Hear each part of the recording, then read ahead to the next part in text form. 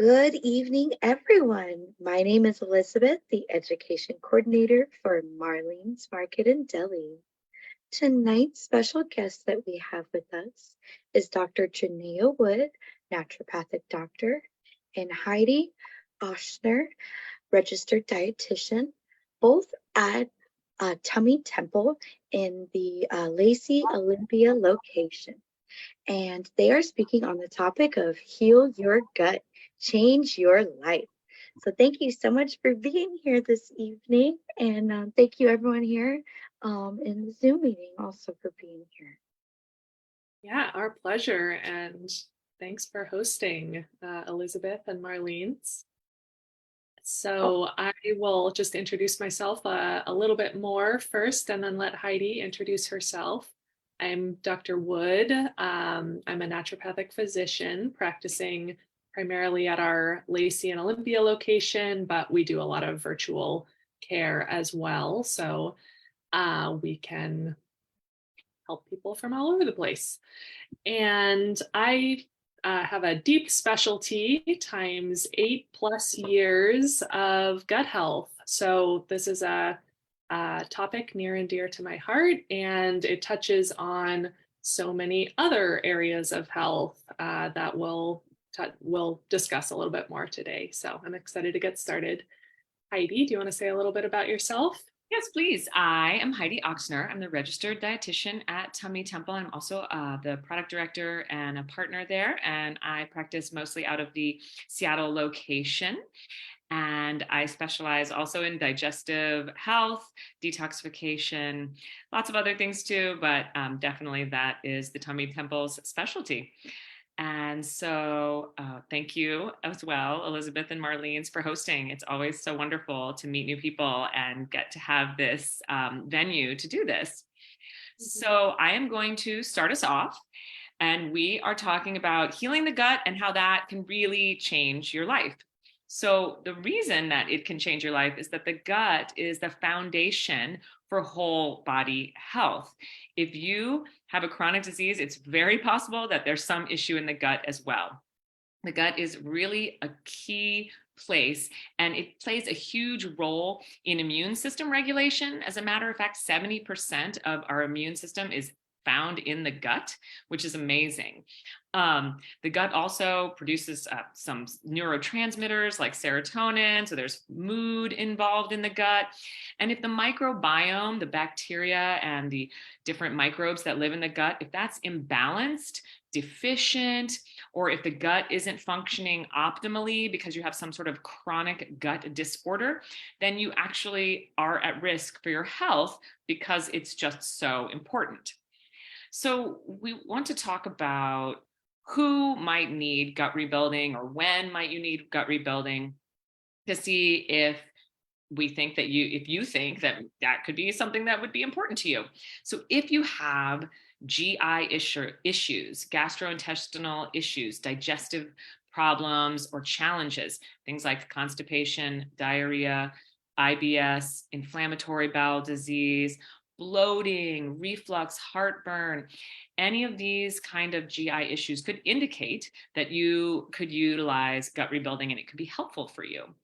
But also, you could not have digestive issues, but you could have non-GI issues, things like headaches, fatigue, skin issues like eczema, psoriasis, brain fog, problems with memory, mood issues, autoimmune conditions, heart disease, allergies, asthma. All of these issues can be caused or exacerbated by or contributed by leaky gut. So it's really important that you don't just think, well, I don't have any GI issues, so this couldn't possibly be helpful for me, because a lot of non-GI issues are also impacted. And then humans living in the modern world could also probably all use a little gut rebuilding, because there are so many things that we are impacted by that maybe 200 years ago wouldn't have been the case. So the modern world has a lot of different sort of toxins or things in it that impact the gut that weren't around a few hundred years ago. Absolutely. And I just want to emphasize what Heidi just said. You do not have to have digestive symptoms for leaky gut to be an issue, or intestinal hyperpermeability is the medical term for that. Um, and there is testing that confirms this. So we'll talk more about this later, but there is stool testing for a thing called zonulin, that is a protein that will go up on testing when there's more inflammation and leakiness in the intestines. And that leakiness is what causes the underlying low-level inflammation that really contributes to a lot of autoimmune conditions, heart disease, et cetera, as Heidi was talking about. So not everybody, you can test very high on zonulin. You can have serious leaky gut without it manifesting as a digestive symptom. So I want to get a little bit into the anatomy and physiology, what's actually going on with leaky gut. So our intestinal tract, especially the small intestine, which is about like the 9 feet of tubing between the stomach and the colon, that's where we do most of our absorbing of nutrients, digesting of food. And the entire tube is lined by a single layer thickness of cells called epithelium. And those cells are held together by tight junctions. So these very specialized little protein attachments that hold all of those cells together in a single sheet. And it's meant to be what we call semi-permeable. So it's meant to allow things through very selectively through specialized channels, but keep bacteria, keep the, partially or undigested food in the digestive tube. That should not be allowed to leak into the bloodstream.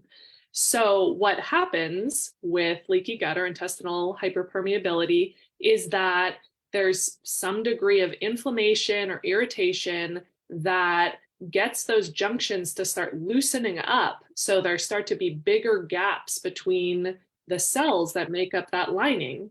And that starts to allow not fully digested food components like, bigger chunks of protein or carbohydrate or things like that through the gaps between the cells, where normally only single amino acids, only single glucose molecules, or very small chains of sugar molecules are allowed through. And those are then unrecognizable, and they're the building blocks that we use to repair our body, make new proteins, things like that.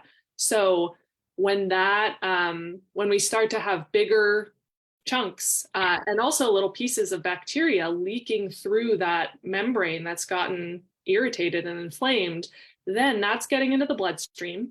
And then the body's reacting to that. The body really does not like to find unexpected things in the bloodstream.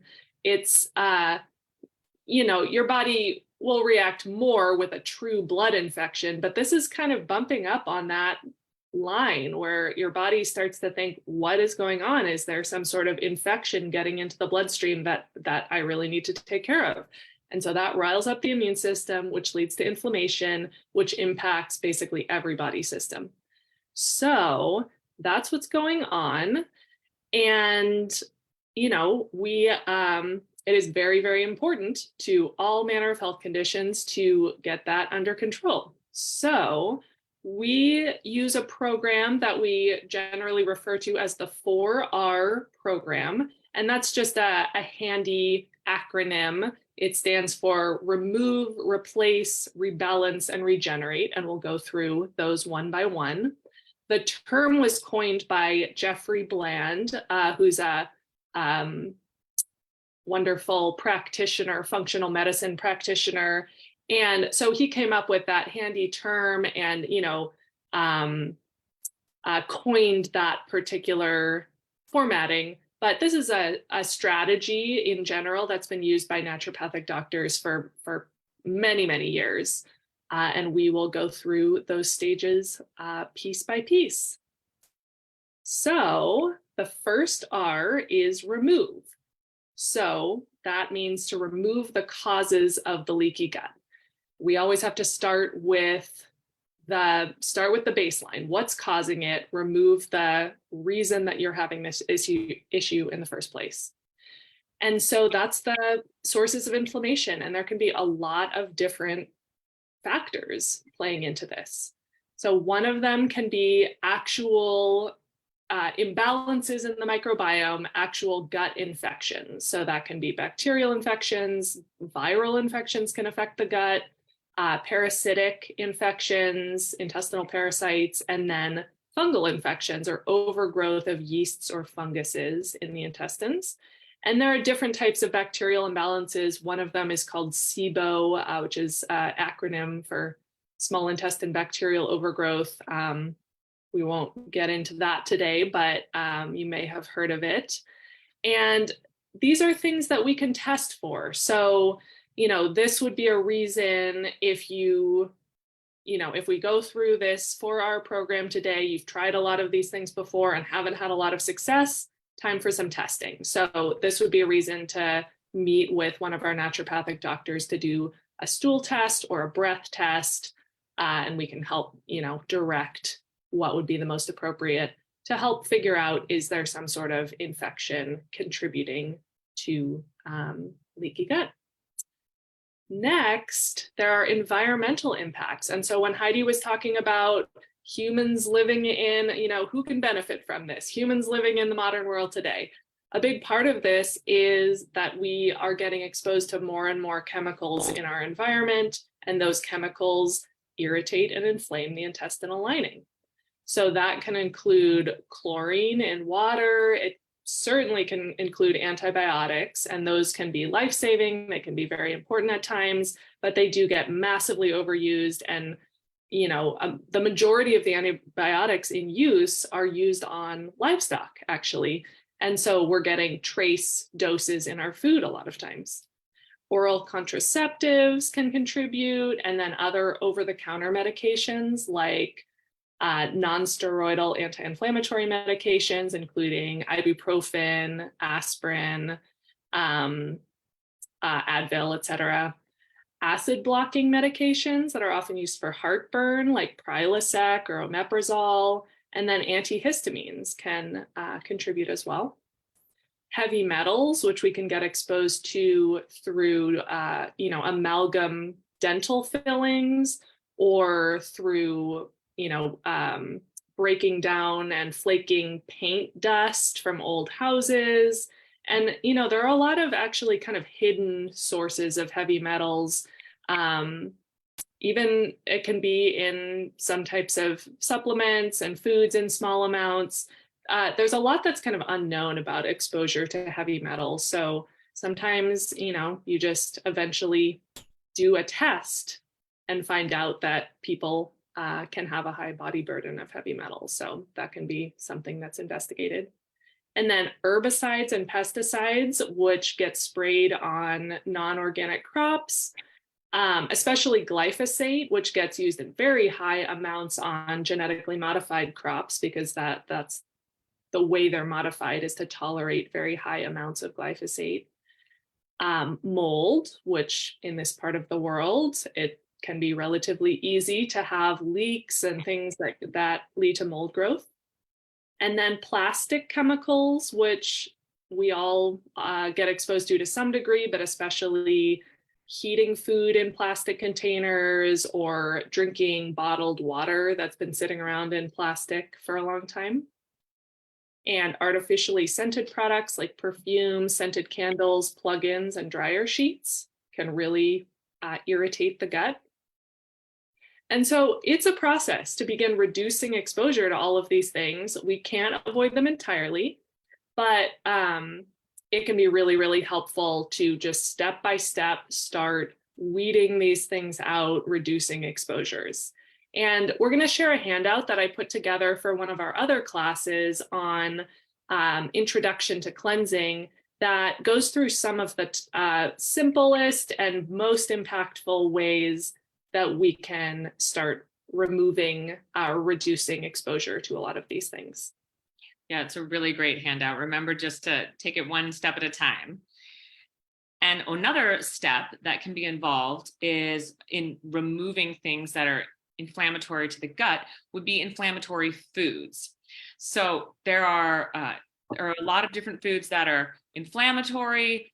These are going to often be highly processed foods, junk foods, foods that have lots of additives and preservatives in them with chemicals in them. If you go to read an ingredient list and you're like, oh, methylcarbamide, you should be able to know what the foods are. And if you're reading them and you're like, I have no idea what that means, it's probably, I mean, that's just a quick rule, right? It's probably not the best choice.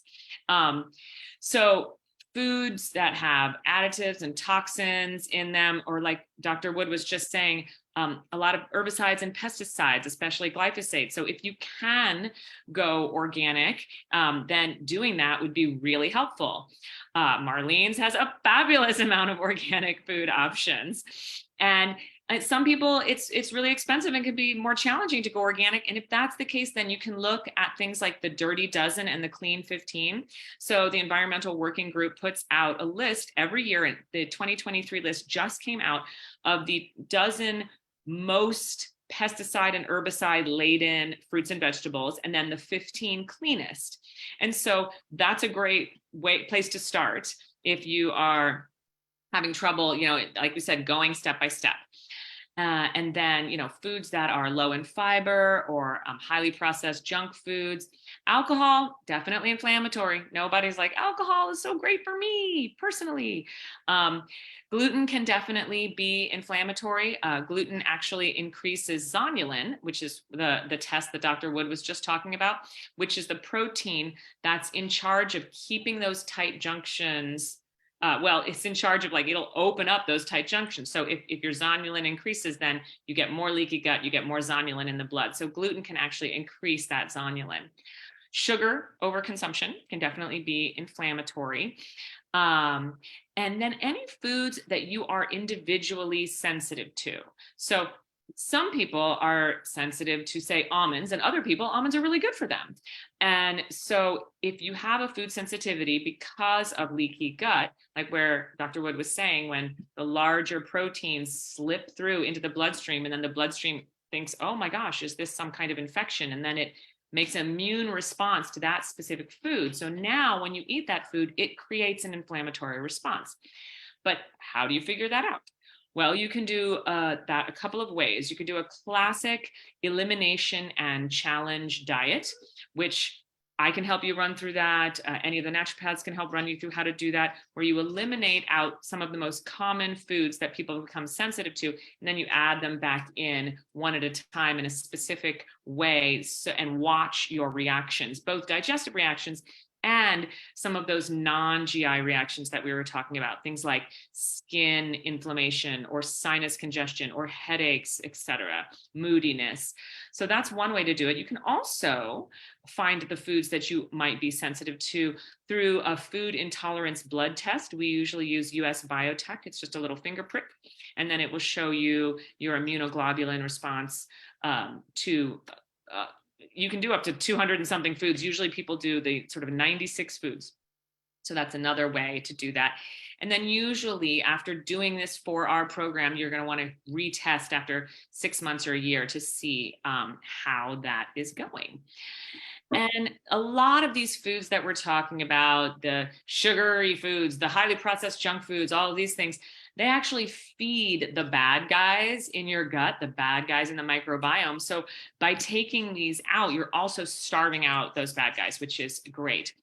And the standard American diet, it really has a very low variety, and it relies very heavily on things like gluten, dairy, soy, corn, eggs, sugar, alcohol.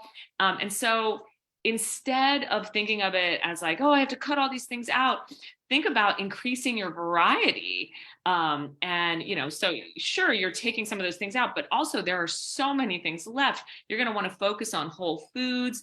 There are lots of plants, lots of greens, lots of green vegetables, lots of herbs and spices, whole grains, nuts and seeds, organic foods, grass-fed meats, wild-caught fish. There's lots of options out there.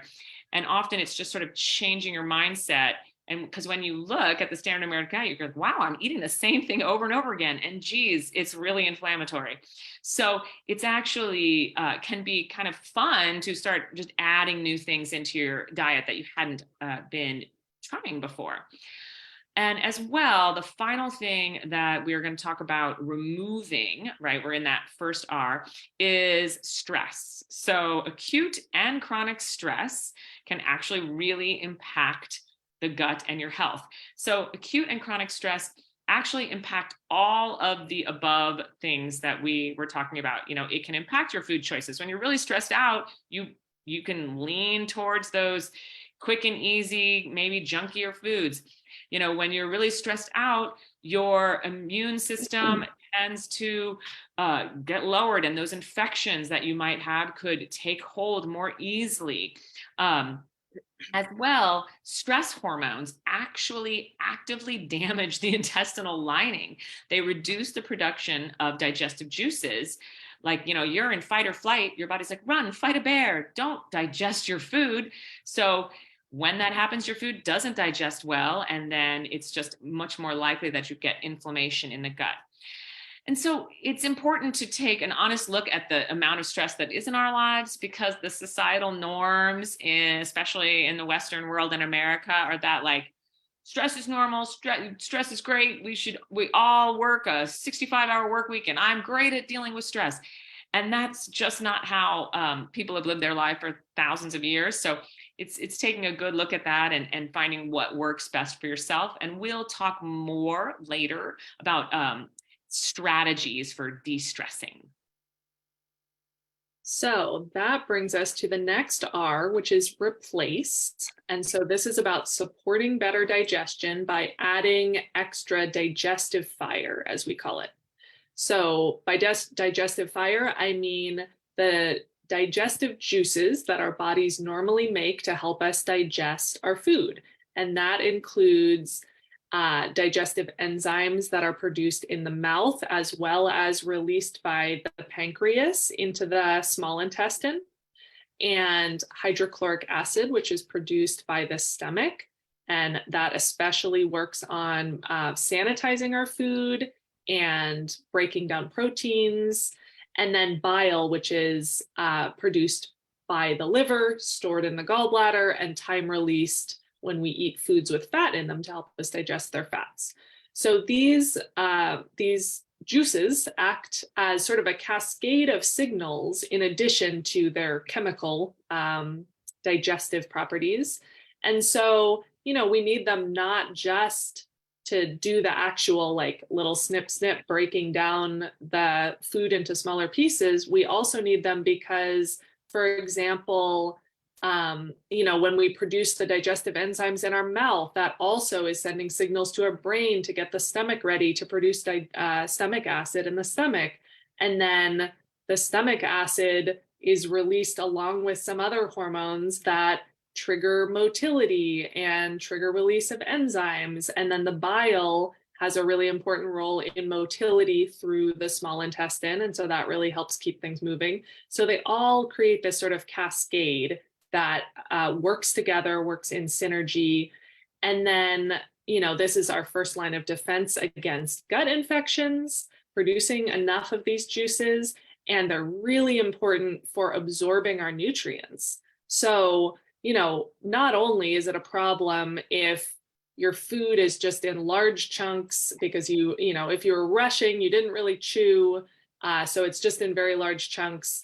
And then, you didn't produce very many digestive juices, so it's just sitting around not digesting very well and creating a lot of bloating. That in itself is a problem. But then also, we need those digestive juices in order to get micronutrients, so that the vitamins and the minerals out of the foods. And so we're missing out on that as well if this isn't working well. So stomach acid in particular tends to decline with age. So as we get older, we just produce less in general.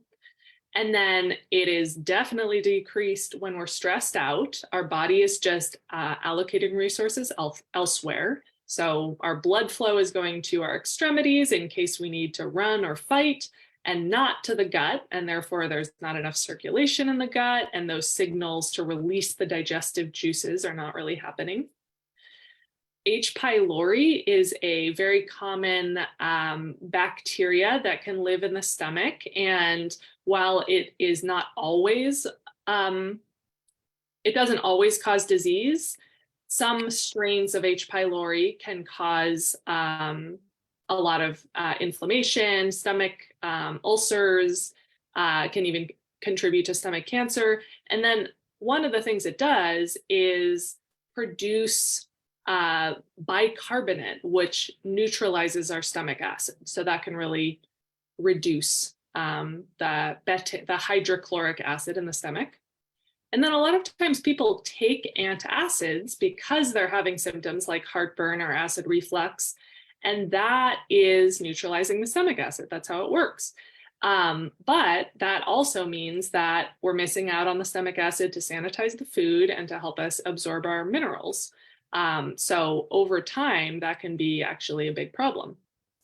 And then a lot of chronic health conditions have a component or are associated with low stomach acid as well. So that can include asthma, celiac disease, Hashimoto's, thyroid disease, hepatitis, rheumatoid arthritis, osteoporosis, and diabetes. So a really a pretty good list there. There are some signs that you can look for of low stomach acid. In medical terms, we call it hypochlorhydria, but low stomach acid. So that can feel like a sense of fullness in that kind of mid-gut area after eating, bloating, excessive burping, indigestion, heartburn, which a lot of times people are told that indigestion and heartburn are caused by too much stomach acid. And while that can be true in a minority of people, the more common situation is that it's actually a sign of too little stomach acid. Multiple food allergies can be a sign of low stomach acid, as well as undigested food in the stool and peeling and cracking fingernails. And that's from not absorbing minerals. And I just want to,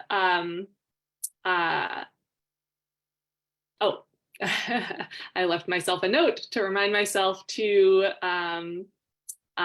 let you know that, the proton pump inhibitors apply here as well. People are often put on these medications to suppress their stomach acid, thinking that the heartburn is caused by too much, but actually oftentimes it's too little. And we do actually teach a class periodically on heartburn specifically that goes into the details of that. So you can keep an eye out for that if you're interested in learning more. So how can you help replace these digestive juices? So one thing that can really help is actually, it's part of the stress thing, right? It's being in a relaxed environment when you're eating. So much multitasking is going on in the world, and I see people eating and driving, eating in front of the television, eating in front of the computer, and all of these things mean that you're not paying attention to eating, and that usually your nervous system's a little revved up because, when you're driving and someone cuts you off, and you're not in the right nervous system state to digest well. So no multitasking when eating is my general suggestion. And when you're not multitasking and you're just eating, usually then you can chew more. So making sure you're chewing. Your mother was right. Definitely chewing, because you are actually doing what's called mechanical digestion when you're chewing, and you're breaking the food into small pieces, and you're creating more surface area so that those little digestive enzymes can actually get in there and do their work. So that's definitely something you want to do. And then digestives in general are something that you can add in that can help stimulate digestive juices or help break the food down more easily. So people have often heard of like papaya or pineapple, having a little bit of papaya or pineapple with a meal. That has bromelain in it, which helps break down the food. Things like peppermint and ginger can help stimulate digestive juices. You can even take bitter foods, like you'll see people have a bitter green salad at the end of a meal, or even at the beginning of a meal, bitter greens. Bitter things help stimulate digestive juices so that you digest all the other food as well. Fermented foods are also helpful. They have good bacteria in them and can be helpful with digesting. Raw apple cider vinegar is also something that people will take sort of a little spoonful of that. I'm sure Marlene's carries multiple brands of raw apple cider vinegar. And so that is a spoonful of that can help stimulate digestive juices. And also you can buy bitters. One of the bitters that I really like is the Temple bitters. So bitters, I don't know if you've ever, say, been at a restaurant or bar and someone had a stomach ache and the bartender says, oh, here, have some bitters and soda water. It's because those bitter herbs are put into a little bit of an alcoholic tincture.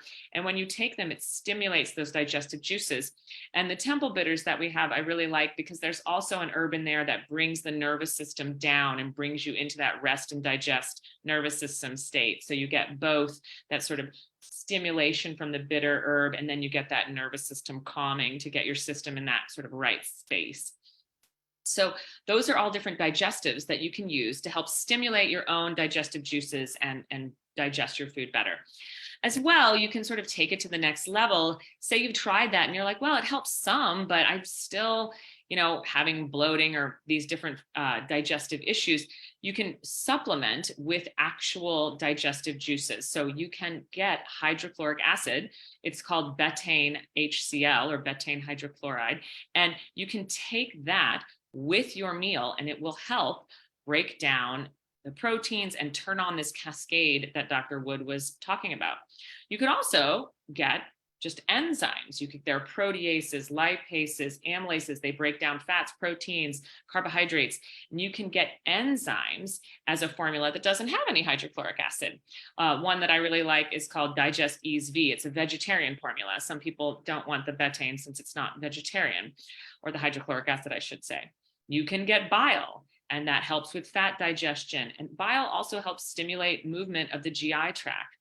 And often we give people one called Beta Plus, especially if you've had gallbladder issues or your gallbladder removed. It can be very helpful. And then you can get combination formulas that have all three of those things in them: hydrochloric acid, digestive enzymes, bile. And the favorite one that we use is called Temple Total Digest because it kind of covers all those different factors.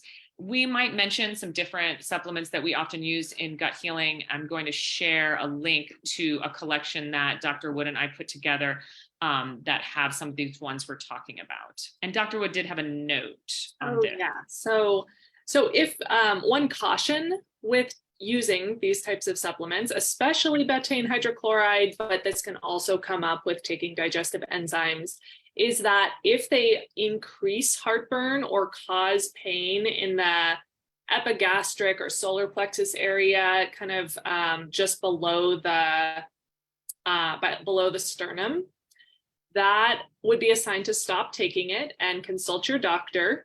And so that can be a sign of gastritis, which is the term for inflammation of the stomach lining. So our stomach should be able to hold very acidic acid. That's actually what they're built to do.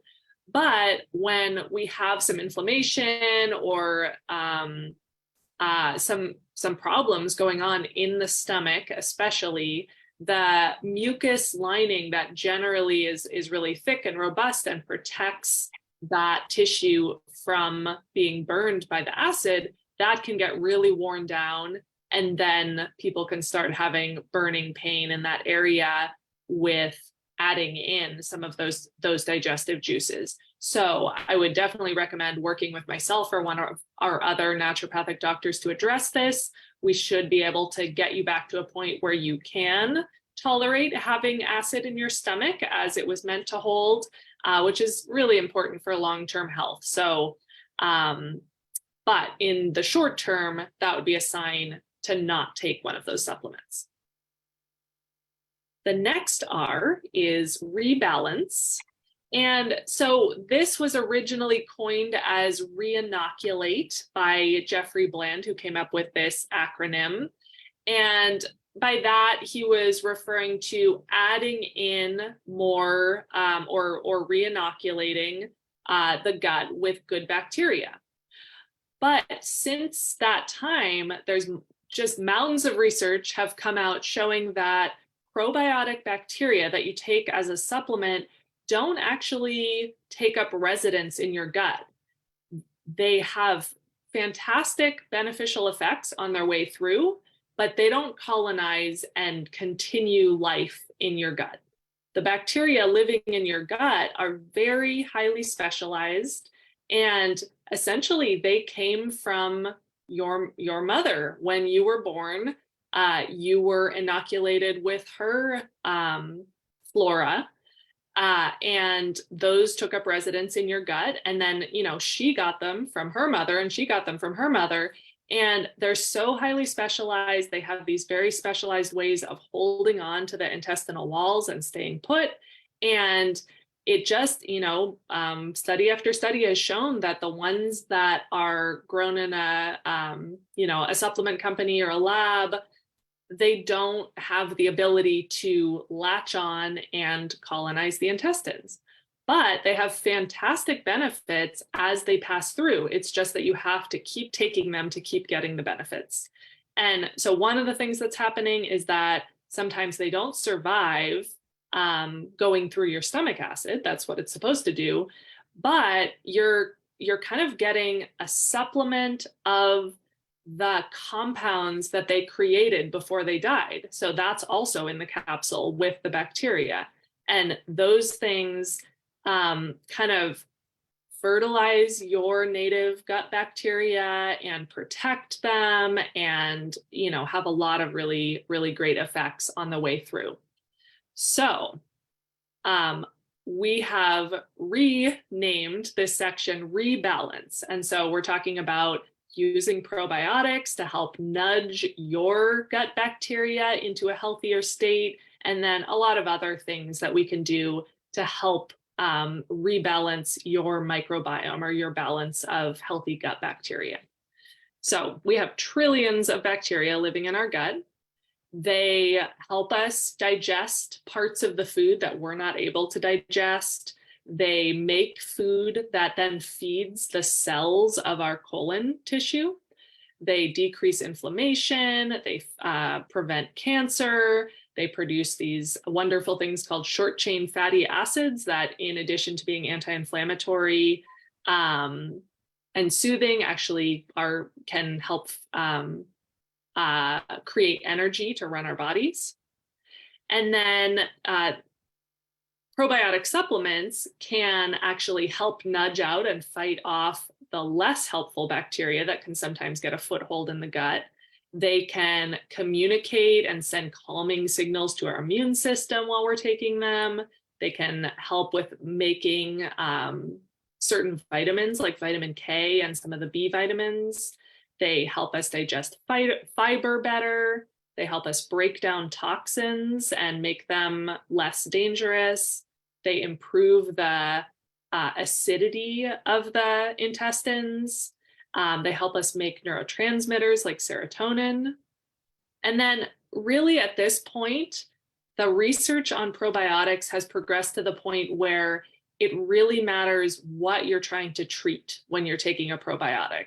So there are different probiotics that are very specialized to help with different things. So it's not just, take any old probiotic. It's, what are we trying to do here?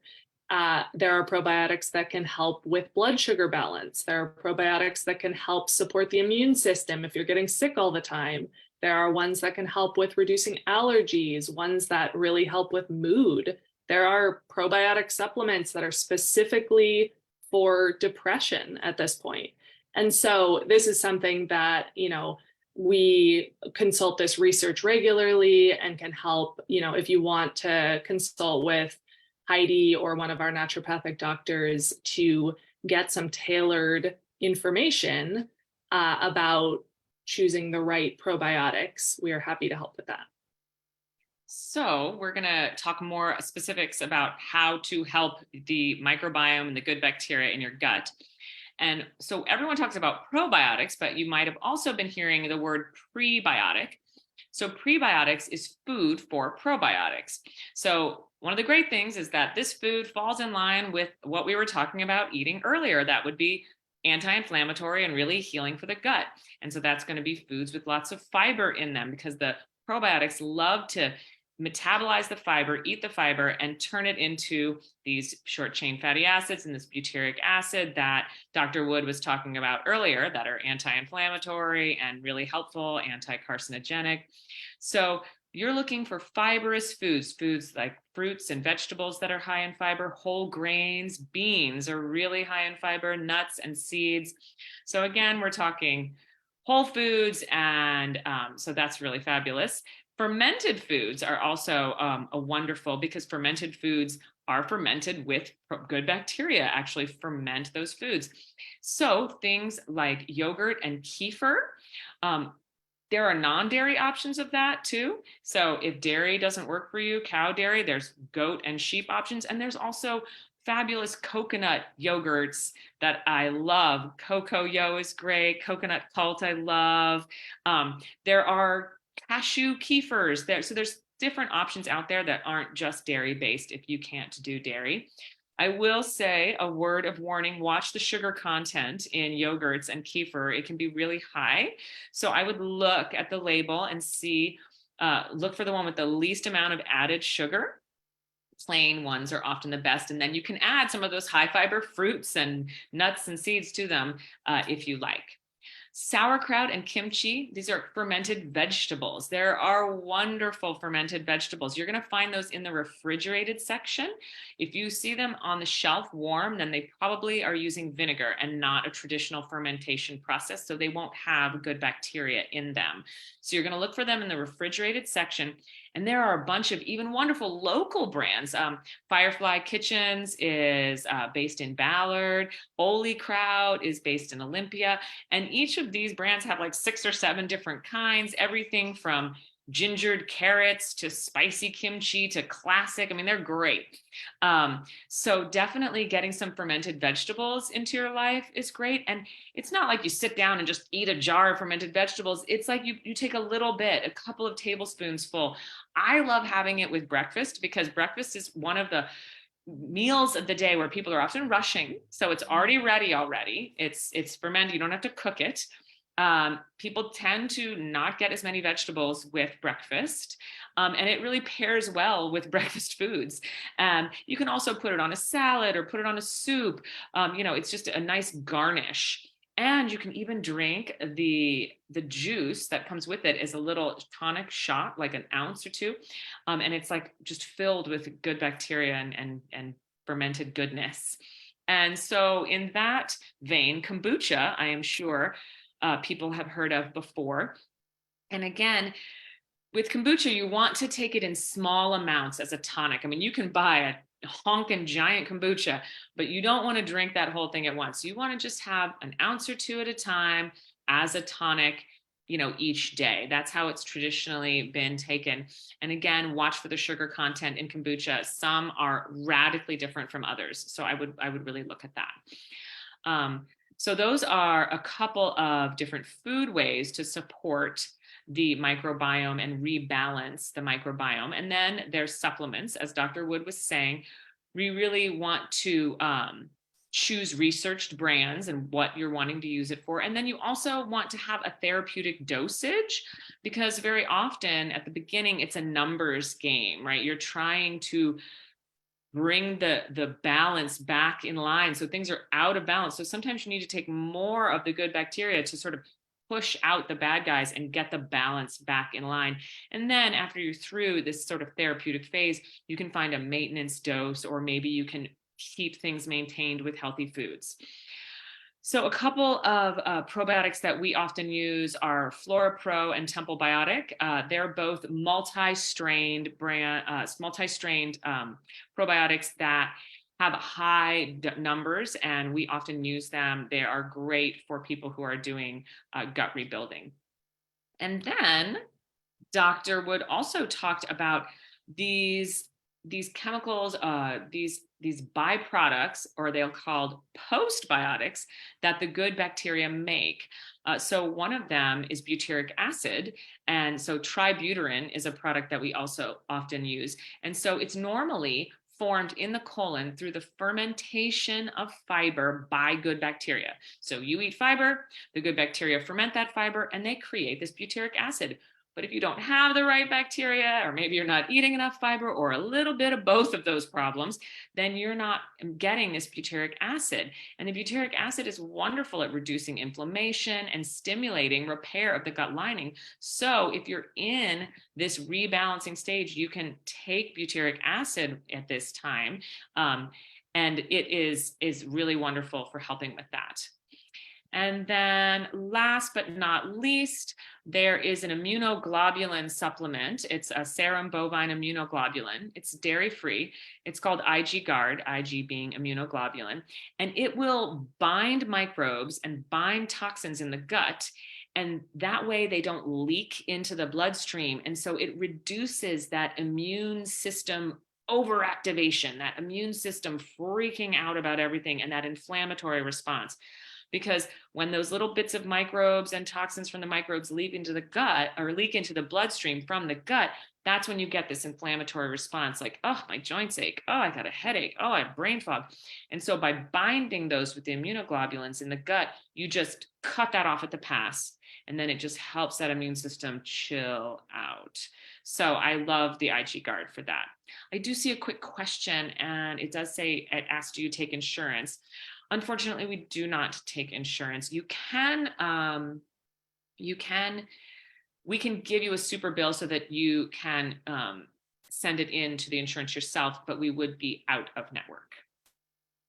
So that is my last suggestion for rebalancing the microbiome. Okay, we've made it to the final R, which is regenerate. So at this point, we have removed the sources of irritation. We've supported the digestive juices, added in extra digestive juices if needed, gotten our bodies kind of making them again, rebalance the microbiome. And now we are helping the final phase of healing up, tightening those tight junctions back up, healing and soothing irritation and inflammation. So one of the ways we can do this is increasing variety in our diet and leaning into foods that are themselves soothing and healing and regenerative to the gut lining. So this especially includes red and orange vegetables because they are rich in carotenoids. That's what makes them red or orange. And turmeric is especially potent and anti-inflammatory, and it's available as a supplement, and that can be very helpful as well. But it's a food, you can get fresh turmeric root at the store, and you can you can juice it, you can grate it into soups or stews or teas. You can add it into your food, and you can use powdered turmeric as well. Or you can take it as a supplement. We have one called theracurmin that is very potent anti-inflammatory.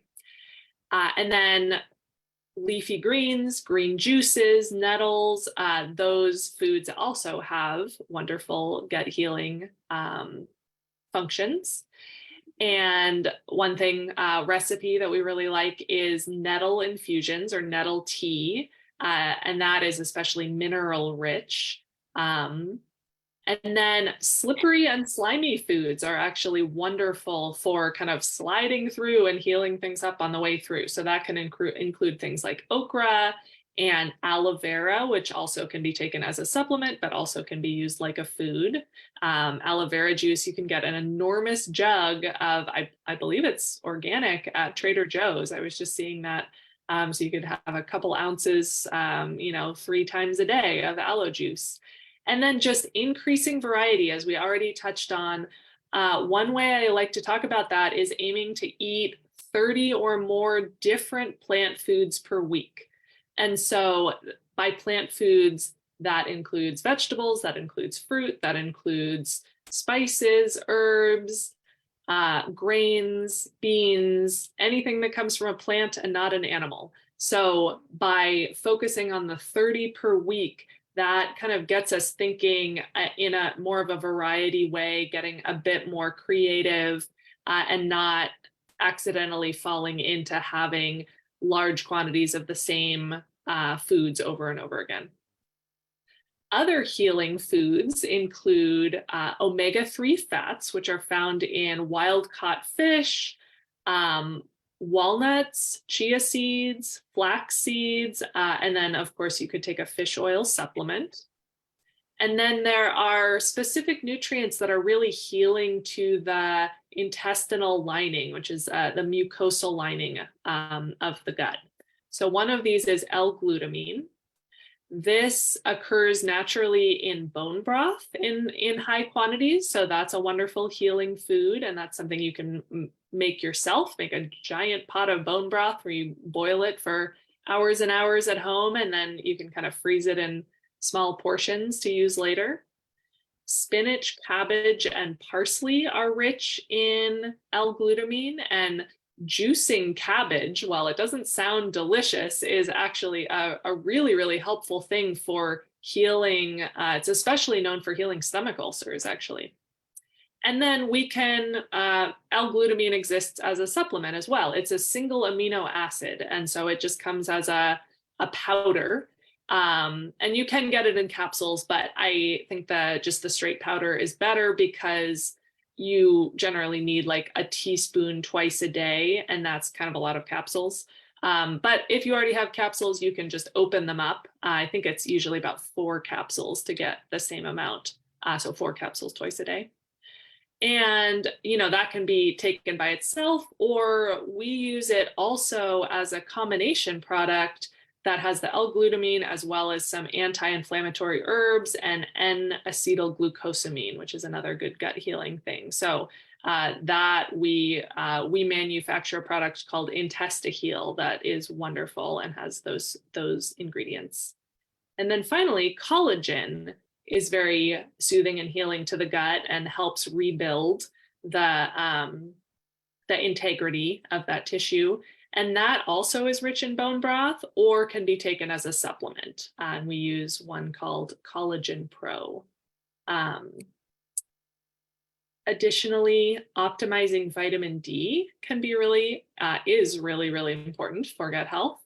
And, people absorb and utilize vitamin D differently, and, both through sun exposure, but also through absorption of a supplement if you're taking a supplement. And so I do think it's worth doing a blood test to see where your levels are at, and then supplementing accordingly based on that, and then rechecking once in a while, because for some people, some people could take 10,000 IU a day all year round and never get too much vitamin D.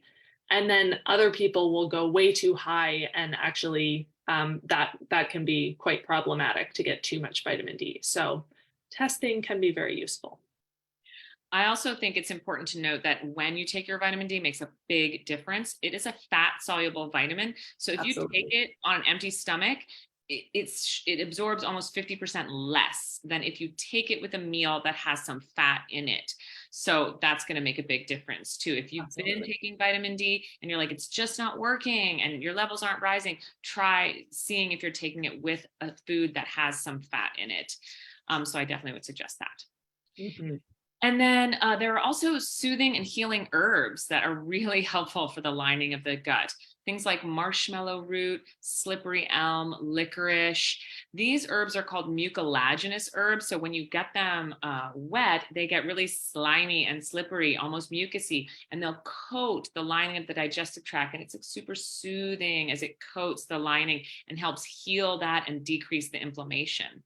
So IntestiHeal, which Dr. Wood talked about, contains a lot of these mucilaginous herbs along with the L-glutamine, which was the food for those endothelial cells to strengthen and feed those cells to rebuild. So soothing healing herbs are great. You can get marshmallow root teas and slippery elm teas and drink those if you prefer a tea to like a powder supplement. But something like that is just very helpful. And then as well for this R, the regenerating R, a few other things that can help supplement wise would be, one I really like is called Inflammapro. So if you have lots of food reactions and you're having trouble finding like, what do I eat? I can't eat this anymore and that and this and that. Having a nice protein powder and a protein source can also be really healing to the gut. So Inflammapro is a plant-based rice protein powder that also has a bunch of anti-inflammatory nutrients. So it's just a great option for a lot of our clients when they're on an elimination diet or they're trying to figure out changing their diet and they're busy and, suddenly lunch is there and they're starving and their work is serving pizza. Well, they can have Inflamma Pro, and it's soothing, anti-inflammatory, some nice protein, and it's going to be following that anti-inflammatory diet that they're working towards. Another great supplement for really helping tighten the gap junctions is something called Ion Gut Health, and it's extracts of fulvic acid that have actually been metabolized by good bacteria. So if you take in fulvic acid, but you don't have the good bacteria, then they never quite become this postbiotic product. And that's what this is. So it'll bind gut toxins like heavy metals and pesticides. It will help tighten up those gap junctions and seal up the leaky gut. And then it can also support communication between the gut and the immune system, which is really important.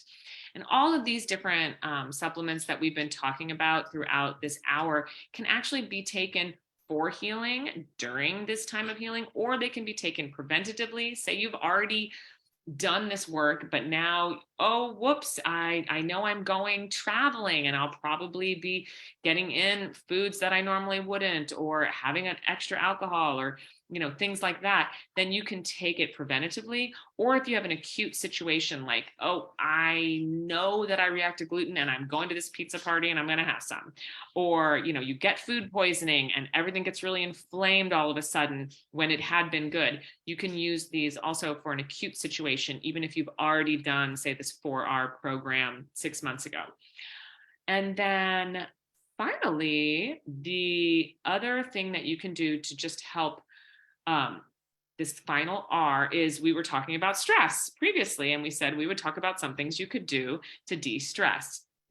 So the big ones that I think of are, number one, I think get plenty of sleep. When we sleep, that is when we are repairing. That's when we're healing. That's when we're detoxifying. If you're sick, you want to sleep more, but you're also, almost all of your healing happens when you sleep. And people are very often running on 5 hours, 6 hours of sleep. And I would say that 7 to 9 hours of good sleep is what everyone needs at night. So sleep hygiene, not staring at the screen late at night, is really important. Daily movement is also wonderful for decreasing stress. Exercise, and even if it's 20 minutes of walking a day, that is great. Daily movement is really, really important for decreasing stress. And I also would say that I think doing a half an hour every day is better than doing, an hour 3 times a week. When you get it every single day, that's really, really helpful. And then slowing down when you're eating, which we did talk about before, getting into that rest and digest nervous system state, not multitasking. And then there's classic de-stressing activities, meditation, breathing exercises, yoga, all of these kinds of things are really, really helpful and will make an impact. And I think the important thing is finding out what works for you and, sticking with it. Absolutely. So I wanted to wrap up by discussing what this looks like as far as timeline. So this can be sort of a process. And some of that is that, when we're talking about removing sources of inflammation or irritation, most people are not going to be able to do all of those things or address all of those things all at once. Sometimes that can be, getting a water purifier, swapping out plastic Tupperware for glass, things like that. And that can include, it could be a commitment of time and energy and money. And it just, it's, for most people, it's not going to happen all at once. So this can be a project or an endeavor over usually a couple of seasons, usually, bare minimum 3 months, but oftentimes more like 6 months. And sometimes it can be longer. With these 4 R's, we can break these into stages, or sometimes I kind of combine them and do, a little bit of all of them all at once. So that also can be tailored to the person. And then, if you've already tried a lot of these things and you're still having gut reactions or still having a lot of symptoms, whether it be in the gut or a lot of, headaches, a lot of terrible menstrual cramps, terrible allergies, acne, whatever it is, and just not getting a whole lot of traction, that would be the time to do some testing. And so that would be, could be the food sensitivity testing or stool testing, breath testing. It's usually, you work with a naturopathic doctor and kind of help whittle it down to what's the most likely. It's possible to do all the testing at once, but for most people that is prohibitively expensive. So we're trying to figure out what's the most likely situation here based on your symptoms, and choose the test that will really give us some useful information and see if we can, find a root cause that hadn't been found before, such as a gut infection that can be addressed directly. So thank you so much for being here. That is all we have to share with you today. We'll be taking questions in just a moment. And I just wanted to say that we do send out a follow-up email. It's the only communication you'll receive from us unless you choose to sign up for our mailing list. But we will send out this one email. It usually takes us, a day or two to get that out to you, but keep an eye out for that. And that will contain a discount code in case you want to try any of the products we discussed today. I'll also just tell you now, if you'd like to book a session, either consultation with one of our doctors or with Heidi, or try one of our other services, any session booked within the next week, you'll get $20 off just by mentioning that you attended this course at checkout. And so we'll have that, and then some other details about other classes and that sort of thing in that follow-up email, as well as that handout on reducing exposure to environmental chemicals.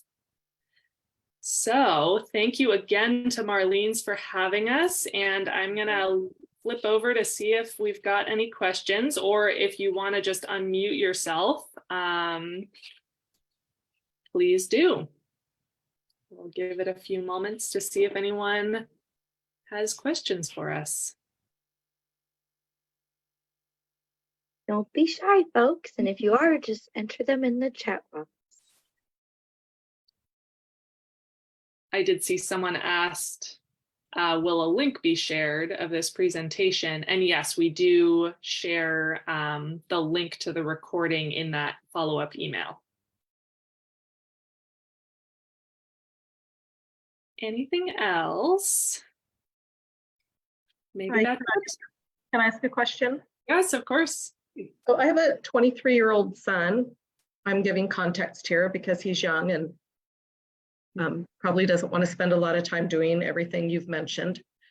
But he does he's lactose and fructose intolerant. He has eczema and he's having some severe bloating. He had a major surgery last April when he ended up having a twisted intestine. And so I'm just wondering, what are some top things that you might be able to recommend for him? Just to start off because I took copious notes here. Hello? Hi. Yeah, that's a great question.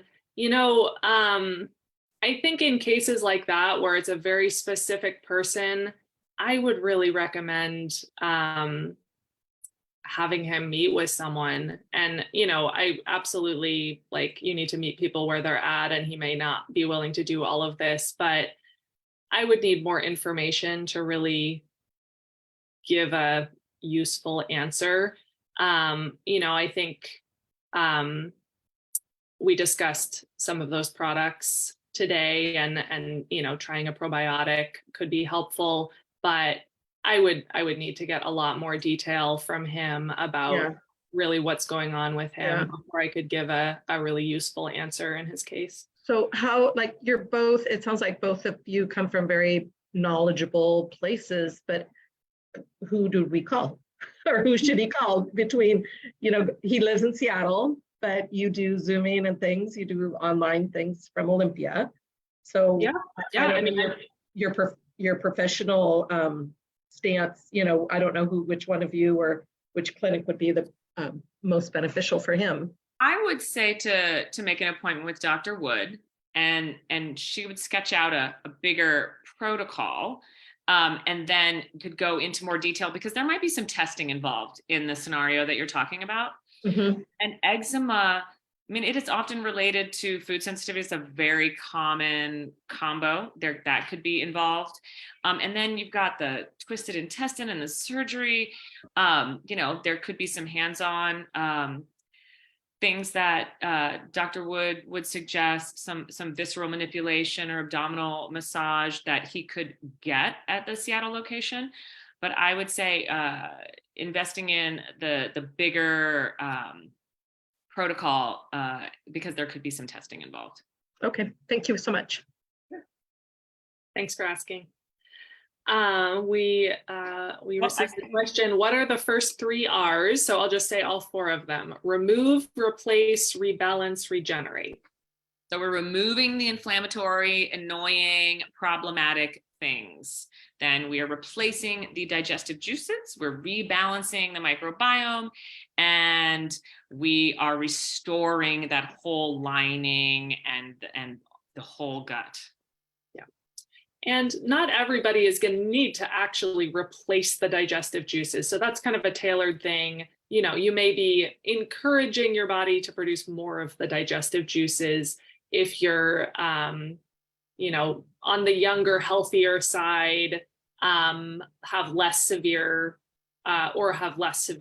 issues going on, and then adding in or replacing the digestive juices if you have longer standing, more issues, that sort of thing.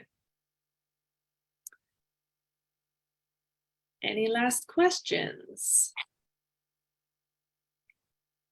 What do you think of FODMAP? I think that can be a wonderful tool for helping. So FODMAP refers to a diet that is avoiding fermentable carbohydrates. And so fermentable carbohydrates, and it's an acronym that stands for a bunch of different types of fermentable carbohydrates. And it's often used for IBS or SIBO, the small intestine bacterial overgrowth. I think it's a useful way of seeing if you might have one of those issues, especially have SIBO. It's not a wonderful long-term diet because it removes a lot of actually really beneficial fibers that we need to strengthen and build a healthy gut microbiome in the colon, which is the last 5 feet of the intestines. But those same types of fiber can be bothersome further up in the intestines when people have certain imbalances. So, I always work with people to try it out and then use it as a part of treatment. But then ideally, I always help work with people to try and add those foods back in and find some of those foods that are tolerated, because I don't want people avoiding those fermentable carbohydrates long term. That's sort of starving your healthy gut bugs. We do consult with people outside of Washington.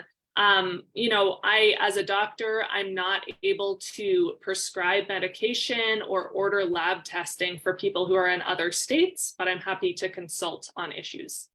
And then I think if they were in town and saw you in person, like if your daughter's in New York, but we're in visiting, then they could do that. And then that could happen. And then you can Absolutely. continue to see them outside of, and I can also see people, on Zoom outside of.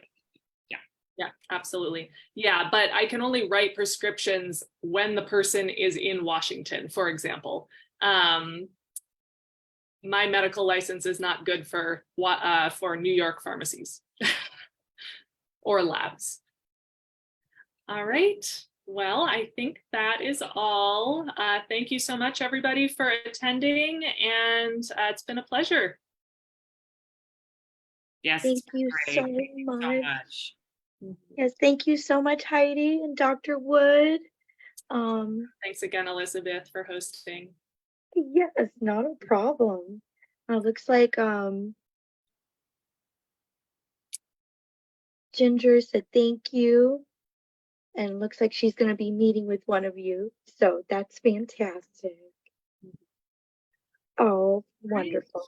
And look Well, for the follow-up email for yes. sure. Yeah. Yeah.